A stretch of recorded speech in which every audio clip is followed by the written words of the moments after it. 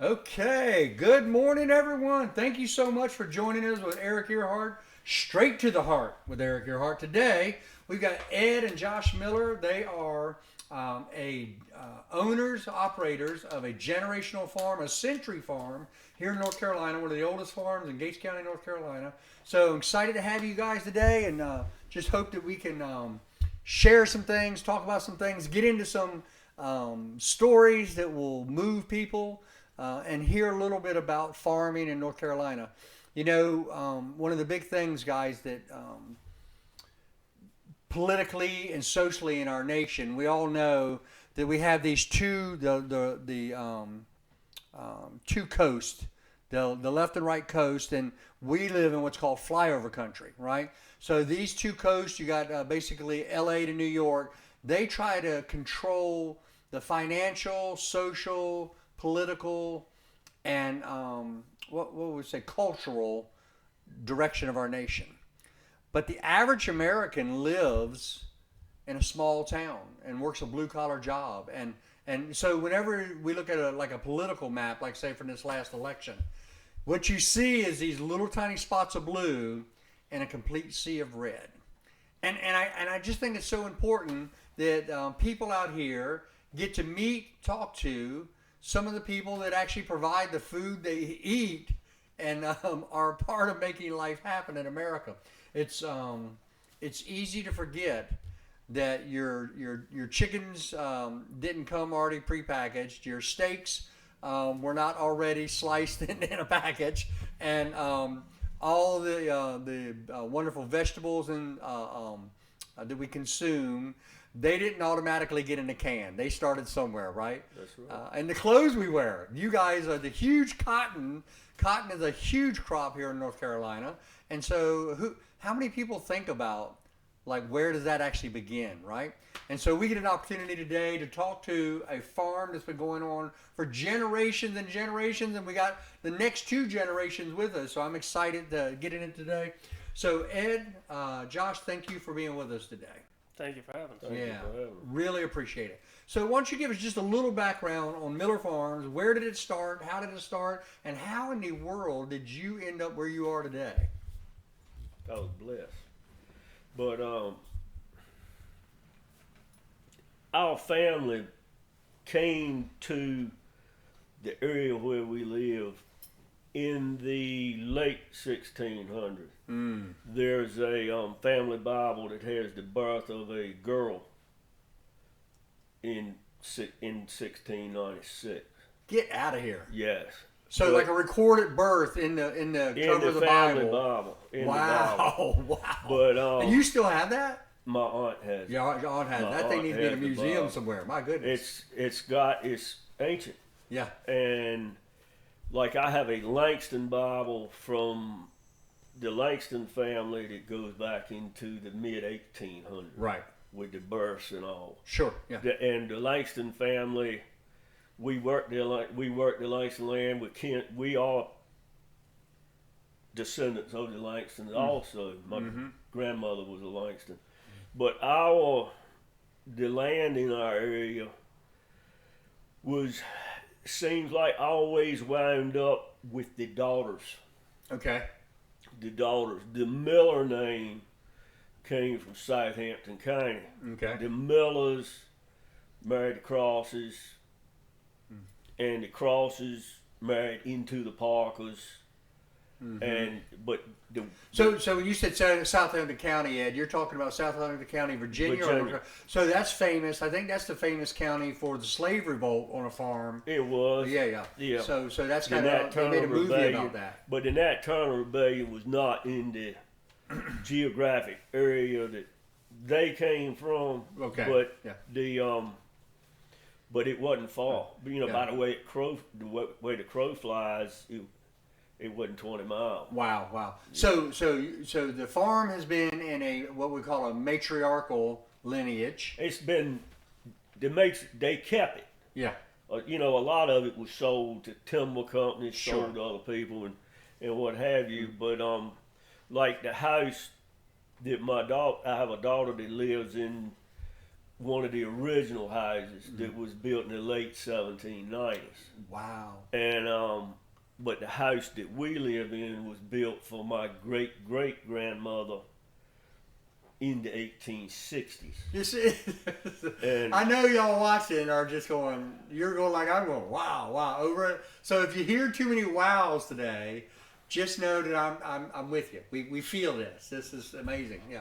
you know, it was, and yeah, by a lot of people's standards, my house is a dump, but Right. it's got a roof in the wall, right? So, And we so all- the house you personally live in was built in the 1860s. That's right. You have a daughter that is living in one built in the 1790s. that's correct. Wow. That's right. Yeah. And Amazing. the house was built for my great great grandmother, who was named Texas. Her name was Texas Anna Parker. Great great grandmother. Okay. That's correct. Her name was Texas, and they're buried in the what we call the lot, but Okay. out there in front of the shop. They're buried out there in front of the shop, and we were my wife and I were reading the dates on the gravestones one day, and she said, "You know, if I ever have a daughter, I'm gonna use that name." Really? Yep. Wow. And we were blessed with So a daughter. great great grandmother Texas, and we were blessed with a daughter. and her named name Texas. is Texas. Yep. Wow. Yeah. Yep. Yeah. How old's Texas today? 16. 16 years old. Yep. 16. Yeah. But I don't know about y'all, but it sounds like Texas may one day, the newest Texas, may one day own her own farm as well. I Yeah. hope so. Yeah. I hope so. I hope we can continue on, and that if somebody wants to farm in our family, they can. But Yeah. financially, right now, it's not happening. Very Right. Good. Right. But maybe we'll get out of it. Yeah. Well, let's touch on that for a minute. So all these years, what's the best count? How many generations go back that were on the working the farm there? You are the what? I would be the 8th. He's the eighth. You're the eighth generation generation on the same farm. Yes. That's crazy. directly there. Yeah. Yes. That's amazing. Now, but see, the name changes. Absolutely, Like yeah. every time Marriages, intermarriage, and yeah, right. Marriages. But the same family group The same has family been farming group. this land for 8 generations. That's right. That's amazing. The now the oldest farm in our area, you know, there are no direct descendants. Mm-hmm. Back in our area, they the commerce started as a rice farm. Okay. You know, Rice rice. in this area?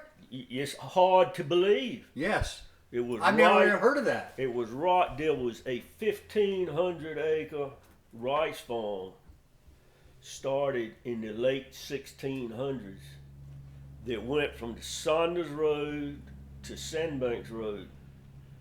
And the guy had a 3-story house, and he dammed and controlled his water Mm-hmm. and did it in phases. You know, you got to plant rice, you got to flood it, then Right. you got to dry it out and harvest it. Right. I mean, this guy had that engineering. Somebody had that engineering skill then, Yeah. That's amazing. and Yeah. there was a port on the Chowan River, not a port. They called it a wharf named A Max wharf, yeah. Wharf. Right. Yeah. That's where the commerce came in and out. Is that the one you guys still own down there? The little area No, where my kids would we go don't. down and go fishing.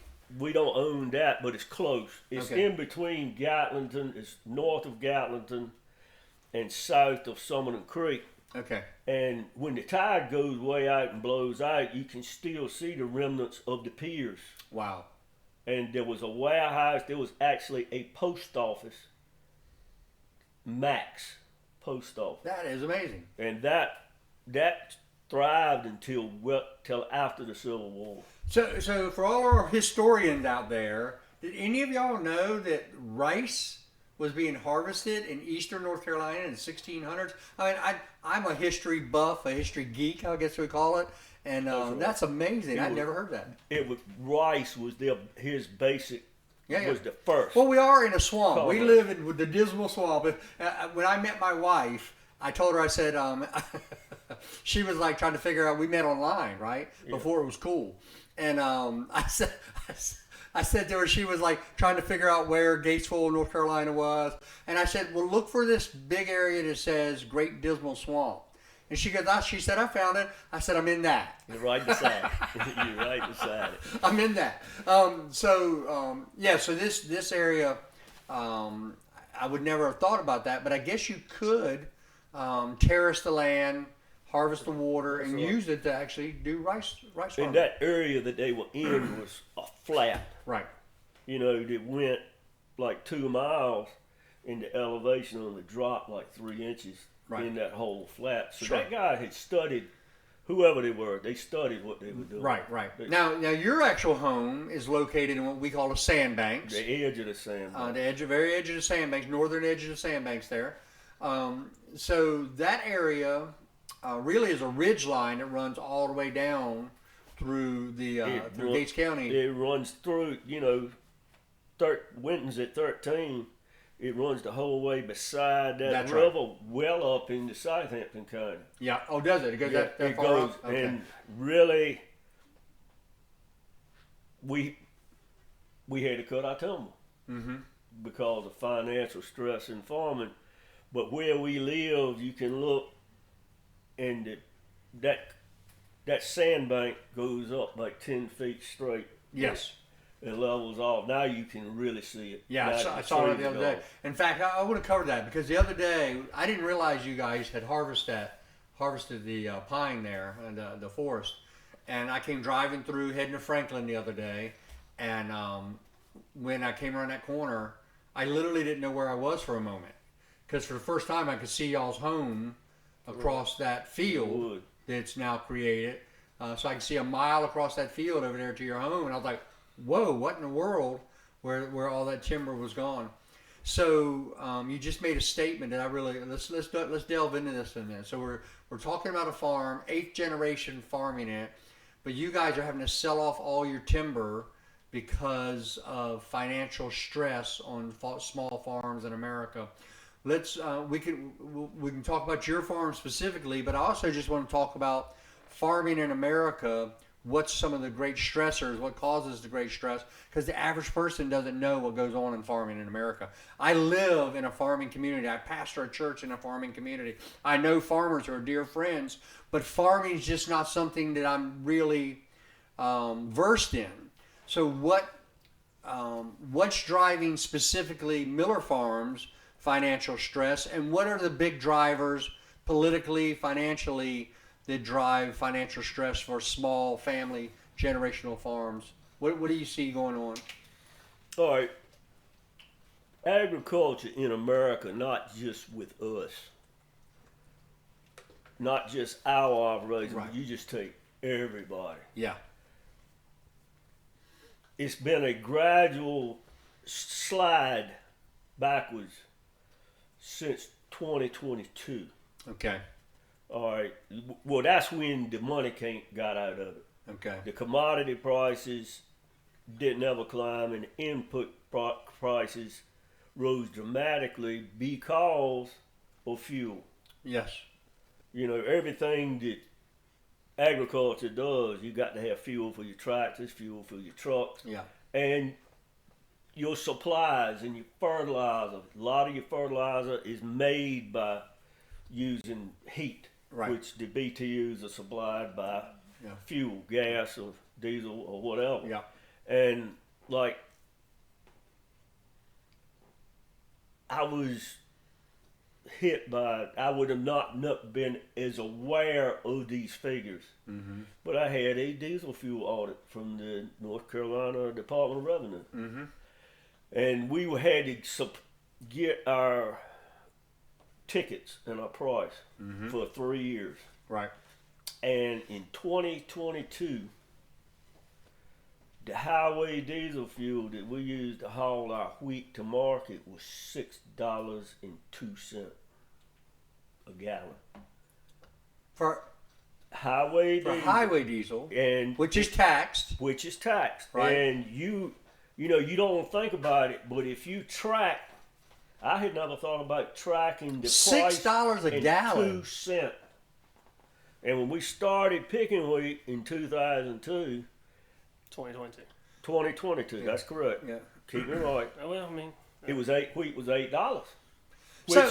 Wait, look, when you guys are frustrated with the price of everything, so when Biden took office, we were at a place in 2020 where America was energy independent for the first time in nearly 50 years at that point, and fuel prices were the lowest they had been as an index of pricing with other commodities at one of the lowest points possible. And the man took office, and the first thing he did was signed a series of executive orders that increased all forms of energy production right off the bat. So that you're saying that by 2 years into his administration, farms were paying $6.02 a gallon. $6.02 a gallon, and fuel always peaks if you look at the stochastics of it. that's right. All right, if you look at that, it always peaks when agriculture is in its peak transportation mode. Right. But before we finished picking wheat in that 2-week window, it had fallen to $6. Mm-hmm. Wheat had fallen to $6, and within a month of June of 2022, fuel was back under $5. Right. But $5 a gallon is still more than agriculture could pay, or just more than truckers could pay. Right. But the thing about it, everybody paid it. You paid it. Well, that's the whole point, right? Everybody paid it.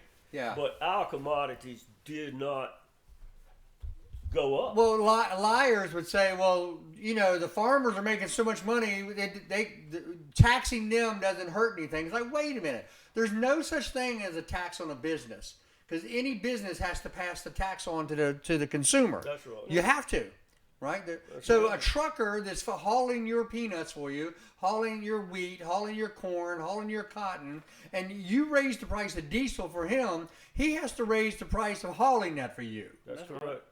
And we said 2022, at the end of the harvest, it had fallen to $6. Our wheat crop in 2024, our last 15 loads, we picked 15 loads in 2 days. We got $4.17 a bushel for. It was $1.40 under Chicago at that day. Right. Yeah, we got $4.17, and we're still paying around $4 for highway fuel. Yeah. Yeah. A little over, I think. Right? Yeah. You look at that, and just your diesel fuel to haul it, and your fertilizer. Like I said, fertilizer in 2022 killed us. Yeah. In 2022, 61836, which is a nitrogen, phosphorus, potassium fertilizer, was hanging around $300 a ton, $350 a ton. Mm-hmm. And in 2022, we paid $750 a ton for the same fertilizer. So So when you have fuel costs like that, fertilizer costs like that, energy costs, everything that's burning energy, everything that requires. So what does that look like for a small farm, family farm? What does that look like on the profit margin? None. It goes down. It dwindles. It goes to none. And right now, the only thing that we're growing, that we personally are growing, that the price is above production cost, is peanuts. Really? Yes. Really? And peanuts are... Buy peanuts. Yeah, but he can't eat them. I can't eat them. But you need to buy them. Eat peanuts, but he can't. Just don't tempt him with them. He can't eat them. Right. So that's insane. And my family and I'm gonna just jump. I'm gonna go on a little squirrel run here for a minute. My family and we love the story of George Washington Carver and how he prayed to God.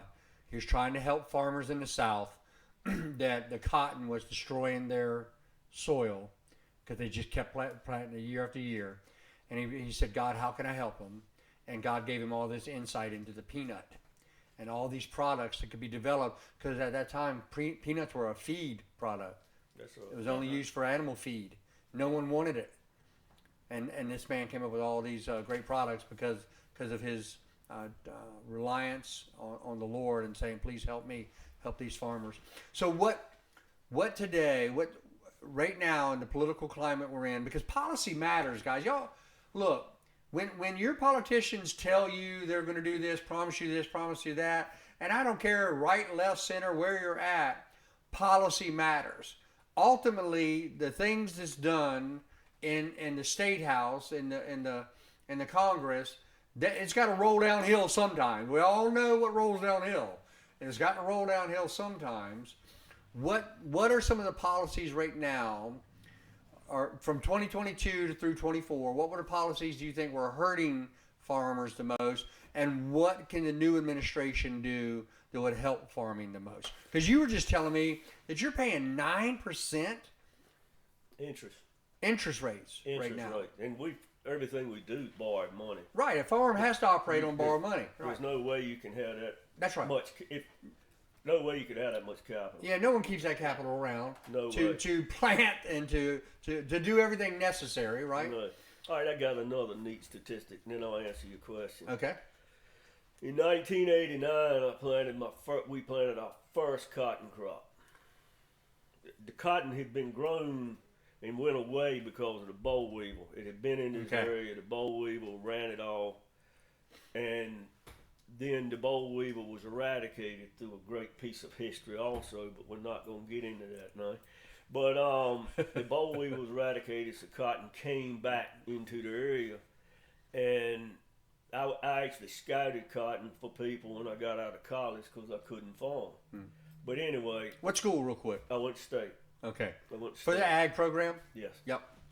But anyway, we planted our first crop of cotton in 1989. And cottonseed was $24.75 for a 50-pound bag. A bag would plant 4 acres. That's insane. A bag of cottonseed with all these tech fees that you have today is $600. Now, what's the tech fee? What the tech fee? All right. Now, the tech fee is a great thing. It's bioengineered so that you can spray certain pesticides on it. And that, a lot of people argue that the bioengineering is bad, but farming is so much safer. Right. Because these chemicals that we're using are not as toxic. Right. As they were back in the day. Yeah, in the 50s, 60s, 70s, they were bad, toxic. Yeah. Like the bald eagle almost went extinct because of DDT. Right. And DDT was put on everything for boll weevils, worms, and everything. Yeah, I think we were drinking it when we were kids, right? and it was good for fleas. That's right. I mean, great stuff for fleas. But the eggshells of the eagles got weak. And right. The only bald eagles left in the United States were in Alaska. Yes. Because there was either northwest, northwest. Yeah. In the non-agricultural parts of the country. Right. That's but, right. Yeah. We don't have to use those kinds of toxins. Right. Because of this bioengineering. Right. And Yeah. So what you're saying is good science is good. Good science is good, right. But you got to pay. You're paying for it. Okay. And a lot of we could argue some things. A lot of the world does not pay for this tech fee. A lot of the world. So meaning when the seed is sold overseas, they are not charged. They're not charged fee by the chemical companies. Well, look, we're dealing with this right now. Our president is facing. A lot of people are mad at his little tariff run, but what he's been saying is that what happens is a lot of our stuff sold overseas don't face the same financial pressures that businesses face right here. We face. And so I've never heard anybody say that about farming before. I've heard it on automotive, I've heard it on steel, I've heard it on lumber, but I've never heard anybody talk about that from a farming perspective. So the same seed sold to Ukraine from a company here won't have the same It tech won't fees won't have that the Miller same Farms. price. Okay, They won't, and Brazil in particular, right. and they're a great competitor of ours. Yes. Anyway, but what the real problem is we have no safety net. Okay. The farm bill that we are currently facing and that is currently in place is old. Mm-hmm. All right, like the safety net on corn kicks in the $3 range. You need, and with the fertilizer cost, the seed cost, fuel cost, the safety net on corn needs to be over $5. By the time you get to $3, you're already in the poorhouse. You're done, business. right? You're out of business. Right. And cotton, the safety net doesn't kick in until 64, 65 cents. Then with the input cost today, your safety net needs to kick in above 80. Explain just real quick for our viewers what a safety net look. It's so I think we as a society believe that if a family has a real crisis in their family, the dad gets sick, he's out of work, that society should have some safety net, right? We need a lot of welfare reform, but we also do need welfare. You need safety nets to help people, right? People need to eat. So what's that look like for America's food production? What does a farmer safety net look like? Well, LDP, take for example, the LDP on cotton would be loan deficiency payment. Okay. All right, LDP would kick in at in this situation it's 64, 65 cents. Mm-hmm. And where it fell below that, the government, you're eligible for the gap in between where you sell it or where you hit it, and the 64, 65 cents. Mm-hmm. But like I said, it's hanging right. Yesterday, it was cotton was 67.20. That was the Yesterday, Mm-hmm. but March cotton, December cotton was 69 yesterday. Yeah. But December's a long ways away, Yes. and when you ain't got no cotton, it ain't helping you, Right. Because you done sold it, right? But anyway, that gives you that 3, 4, 6, 7, 8 cent. Mm-hmm. If it drops down below that, Right. and you still sell the commodity, but They just make up the margin. it make up the margin Right. so that you might still be on the bottom, but you're not up so far under the line. Right. Right. And like I said, it needs to be above 80 with the input cost. Mm-hmm. And with corn, it needs to be above $5. And I don't even know where it's at on beans with this current bill to you. It's below 9 last time I looked at it. It's below 9, but That's with, like with these 850s. inputs, Yeah. I mean, we're selling beans for right now for $10.50, and there's no money there. Okay. It needs to be in the $11.50 to $12 range on a soybean with your input cost. But I feel like if the input costs go down, the safety net should graduate down. Sure. But now with these input It needs to be costs, flexible. It needs to be flexible, and hopefully somebody has the guidance and the patience to study that and run that equation. Okay. Right, because we live in the greatest country in the world, That's right. and our founding fathers set up this system of government and had a revolution in 1776, set up the government in 1787. That's right. But they set it up because they were not free, they were not represented, and they couldn't afford to eat. Right. And they set it up to make sure that everybody here could afford to eat Right.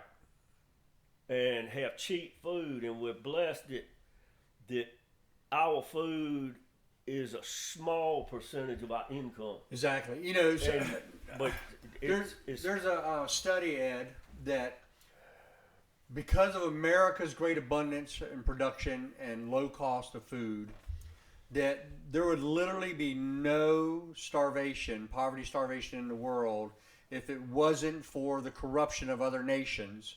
So we can literally produce enough food basically to feed the world, right? At an economical range. a large portion of the world. No, Yes. Yeah. And if it wasn't for the corruption of other governments, right, that basically starved their citizens.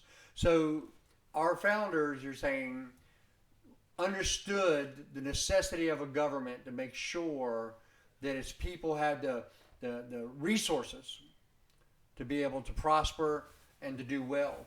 So what needs to be done now to make some adjustments so that prosperity can continue? This I don't know that it can be bailed out economically with what agriculture's lost in the last 2 to 3 years. Okay. You know, it'll take a whole lot to make a lot of people whole. Right. But even if there's an attempt at bailing out agriculture, we need interest to go down. We need a price support safety net that can get us back into a safety net to get us back profitable. So am I hearing that this isn't just Miller Farms that's facing this? You know other No, farmers that are I know. dealing with the same since 22? I know a lot. Yeah, okay, so I know a lot. I talked to a farmer the other day. His yield was higher than mine. You know, everybody talks. yeah. But Shop his- talk. Shop talk. His Right. yield was higher than mine. He's better at farming than we are. But and we're blessed with good land. But some of his land's even better than ours. But he pays more rent than we do because the land is better. Yeah. And that being said, the amount of money he said he lost was huge. Right. And he beat up his cotton, beat ours 300 pounds to the acre, but he had $250 more input costs than we did. And you take it 60-cent cotton. I sold our cotton the other day and netted 62 cents. Time you take the warehouse fees and all that out of it, netted 62 cents. At 62 cents, you take that $200 to $250 an acre extra he spent. He lost money with his increased input costs. He was paying to grow cotton. He was paying. He to wasn't grow, making nothing. He was paying to grow that extra That's 300 right. pounds. Right. That's right. Yeah. And you got to even you play with your margins, you play with all your investments, but 9% interest and low commodity prices and high input costs and no safety net, agriculture as a whole Yeah. is losing. So we saw it as a nation everywhere during this time. Like everybody felt that pinch as 2022 as prices of everything went through the roof, right? We just saw inflation rampant in the United States, and our government kept gaslighting us and telling, no, the economy's doing good. It's doing good. We're all going, no, my gas is more, my heating bill is more, my groceries are more, everything is more. But I don't think we realized, at least I didn't realize, and I'm so glad that the viewers are getting to hear this. I don't think we realized how it was affecting. Like, we just knew it was pinching our pocket. We didn't know what it was doing to the businesses that were providing the food we eat, right? Or the cotton for the clothes we wear, right? That's right. And we could beat politics to death over the errors of the last 50 years. But, we're going to have to sell real estate. We're going to have to sell a piece of land that's been in the family for 150 years. Wow. And that hurts. It hurts. And I'm ashamed of the fact that I've got to do it. Right. Because it feels personal. Excuse me, you're correct. It is personal. Right. It is but personal. I'm saying for you, it feels like a personal failure. It is. Well, it's not. And you didn't fail. But you just found yourself in this position. We've made mistakes, and we can't blame anybody but ourselves. Okay. We don't, we shouldn't have grown so much cotton. We should have grown more soybean. We shouldn't have grown any wheat for the last 5 or 6 years. But you always plant the crop in hopes that Right. something you'll make a yield and something's gonna happen and somebody will give you some price or some help. But Right. And not put it eggs in doesn't one basket. come. And Yeah. like if my brother and I have been blessed, my generation, my brother and I. George Mack is his brother. Yeah, and I got 2 sons. I got Josh and Dylan that are trying to farm with us too. But if George and we were blessed with the opportunity to buy land from landlords or people that have worked from us, and if we wind up being able to keep a third of what we've done, what we bought, we're gonna be very lucky. So hopefully our life's work will not cost them. You're their liquidating future. assets now to try to right a wrong from 2022, Well, from 2022 until now. right on through. That's right. So 2 years of kind of destructive pricing, fuel costs, energy costs, interest rates through the roof. It's causing y'all to have to liquidate now property that's been in the family. I mean, Some of it's been in the family for 150 years. and so you just sold some trees that had been here for 150 years. That's right. Because when I drove through and saw those, my heart broke so much that I called. So Ed's younger brother, George Mack, we call it. His middle name MacGyver. Yes. Yeah. George Mack Miller. As soon as I saw the trees coming down, I called him and said, George, what's going on? And he said, Eric, we're just in a pinch right now. He said, we gotta do what we gotta do. And I said, brother, I'm gonna be praying for you.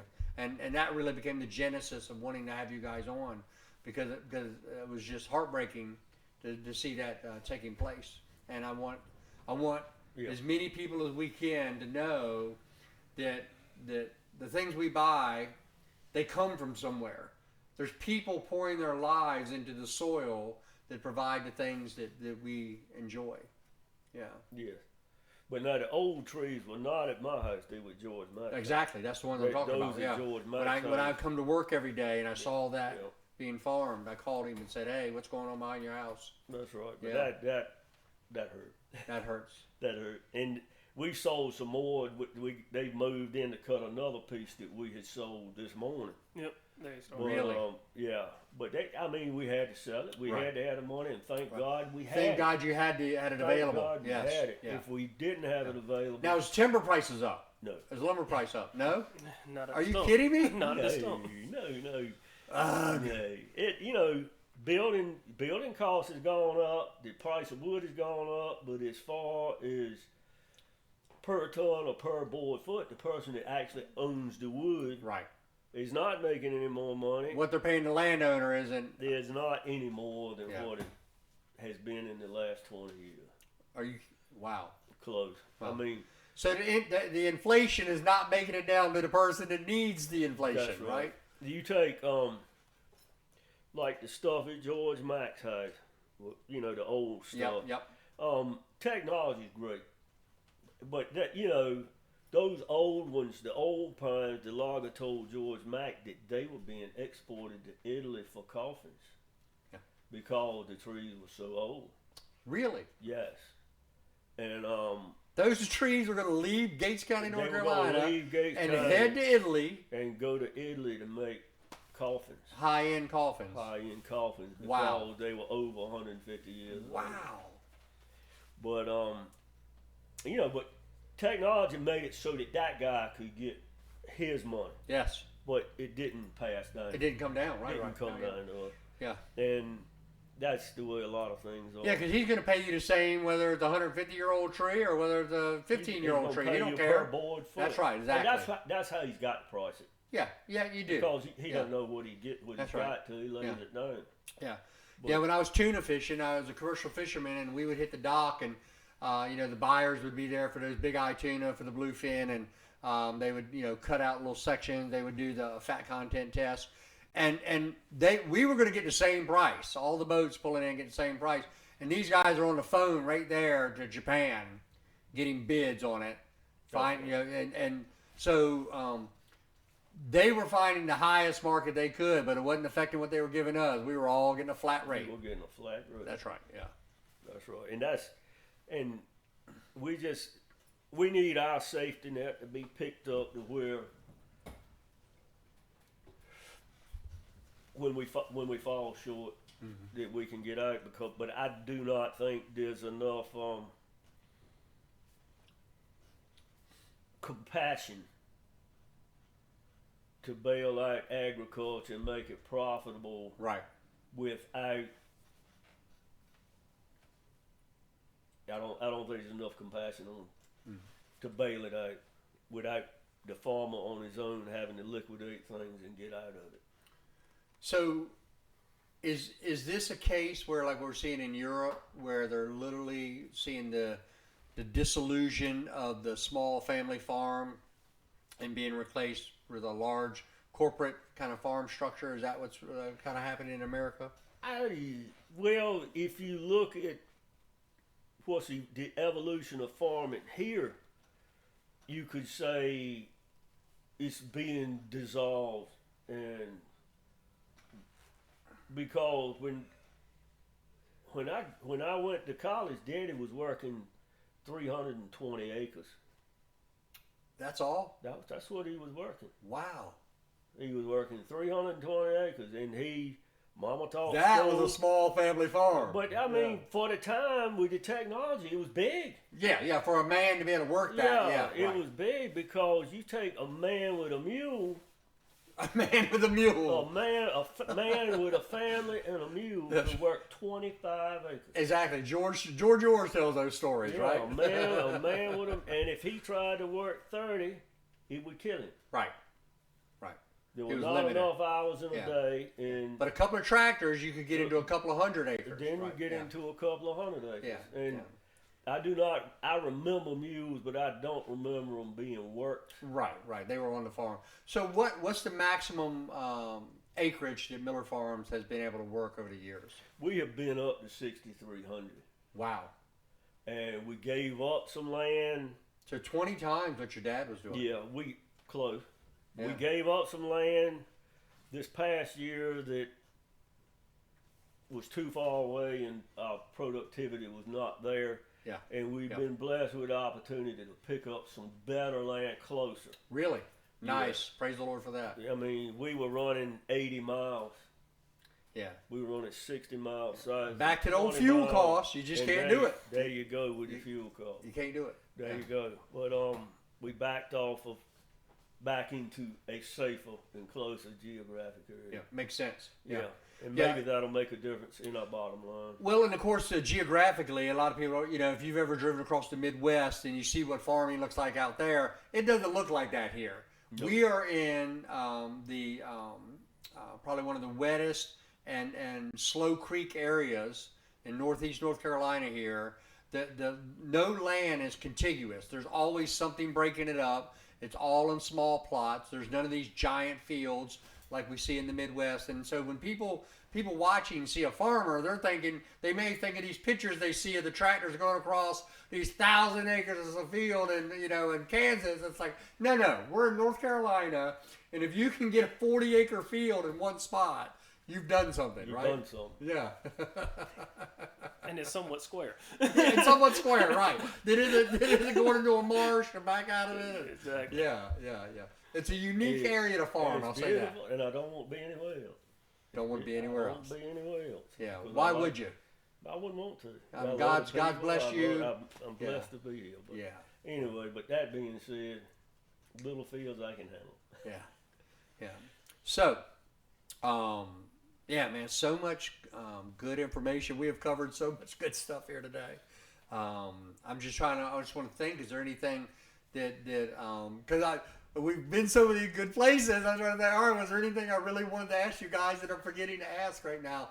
What, anything that you guys have got on your mind that is really, I mean, obviously, we saw you get emotional, Ed. This is an emotional time for you guys. This is an emotional time for Miller Farms. And Yeah. so I asked the viewers to just pray for them keep farmers in America lifted up in prayer. There's no more salt of the earth thing to do than to work the earth. And I heard a man say one time that you might not be a flaming evangelist, or you might not be, some denominational kind of like zealot, but he said there's no real atheist in farming, because every farmer knows he's part of some larger thing that God created, and he's subject to the cycles that God has created.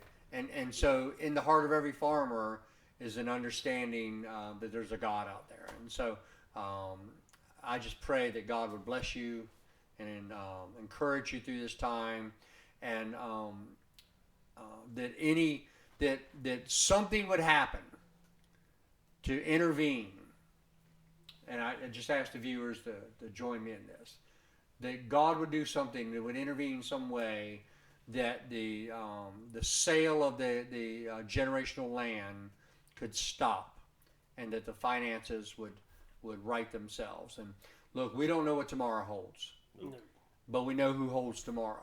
I pray every night when I go home and thank the Lord that everybody's safe. Yeah, exactly. That's all I can ask for. That's all you can ask. Yeah. Everybody, because a lot of people do. We've got several people that do different things every day, and I make sure they all get home. Right. And if they're safe, I say my little prayer and walk in the house. Yeah. Now, how many people do y'all employ at Miller Farms? Some days it's up to 16. Okay. And That's a burden as well. No, it's fun. It's I love fun. them It's a all. good group of We're people. blessed with great people. Yeah, well, I mean, just a burden on your mind of caring for these people that make it happen. And I'm glad to hear that you're blessed by your employees. Yeah. We're blessed to be surrounded with great people. Yeah, great people. And we work together. Yeah. It's not like anybody works for anybody. Yeah. We all work together. You're not out there, get moving, get there. No, Like, we don't do that. no, you're right in there farming with them. No, Huh? we all work together. Yeah. And it takes everybody, young and old. Yeah. We lost a former employee this morning at 1. Edward Really? Harrell. Yep. Edward Harrell. He worked with us until he was in his late 80s. Yes. And we were blessed to have him. It's so amazing. That I know so many farmers around here that Yeah. they just can't quit, can they? They just can't give it up. Man, They he- work literally. They die on a tractor. I enjoyed working with Yeah. him. He was Yeah. great. And they really remind me of the men that I grew up with in the commercial fishing. I'm fourth generation, and you just never leave it. You can't. can't. They would literally die mending a net. They couldn't go out on the boat no more, but they could be on shore mending net. I'll And, probably never be able to afford to retire. so you might not be buried with one of those 150-year-old trees, but you might be buried in a John Deere cab, right? No, I want to be cremated and mixed in a load of lime And put on the earth. and put in the field. That way You want to fertilize that family land. I want to be cremated and mixed in a load of lime. And that, because I know that load of lime is going to help the land. I might not.